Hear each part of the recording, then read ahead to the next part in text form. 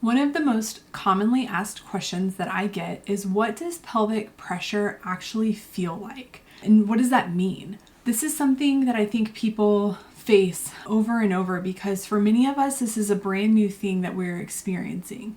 So what I want to walk us through today is what pelvic pressure actually feels like, what it can be caused by, and then when this warrants a medical evaluation. So with that, let's jump in. Pelvic pressure can feel like different things to different people. However, there are some common ways that women end up describing this.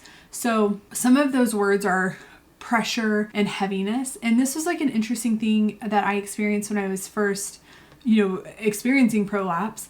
And as that I didn't even have the terminology to describe it. So now I know to say things like, oh, I feel pressure in my pelvis, or heaviness.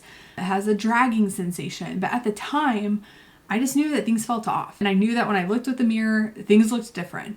And so it can be really important to understand, one, what these terms are, and then two, what they mean. So there is a difference between pressure and heaviness and pain. I feel like pressure and heaviness are more of a discomfort, whereas like pain actually hurts. And that of course is like on a spectrum, and it can just be helpful like as you're talking to a provider to be able to better describe, what you have going on. And some of the common ways that patients and people describe this is, again, pressure, heaviness, the feeling like something's falling out, even if it isn't. Many people will have, if they used tampons or menstrual cups before, those may no longer stay in because that prolapse is pushing it down and out of your body. They may have difficulty using the bathroom, so having a bowel movement. Things like that can be indicators that something is going on and warrants further investigation. And those are some of the descriptions I would say that people use when you have prolapse. So to kind of talk about what's going on with your body. And you may even see like the vaginal tissue protruding from the vaginal opening. So just depending on kind of what you're experiencing and what stage, that may be some of the things that you can use to describe it or that you may relate to. And it also is important to know that some of these early symptoms are often subtle. So maybe the tampon's not staying in anymore and you don't realize, oh, this might be part of a bigger issue. It can be really important and helpful to tune into these changes because they are telling a bigger story over time. And with that in mind, we did develop a pelvic health symptom tracker, not to be used every single day of your life, but for periodic check-ins to really kind of note what's going on from that pelvic health sense, so that if you're preparing for, say, an appointment with your healthcare provider, you can just kind of objectively see that trend and then take the time to intentionally check in with your body and be able to explain that during those appointments. So you can access that at the link in the description below. One thing that after you've begun to experience these things is you really kind of want to know, what can pelvic pressure and heaviness be caused by? So it can come from a handful of different things.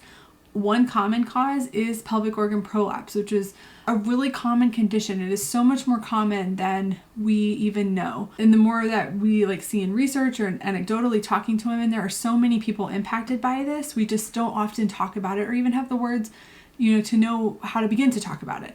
So conditions like pelvic organ prolapse are one of those things that can cause things like pelvic pressure. Another thing is pelvic floor muscle tension or weakness. So if the muscles are too tense, that can be sending different cues to your body and causing that pressure and heaviness feeling.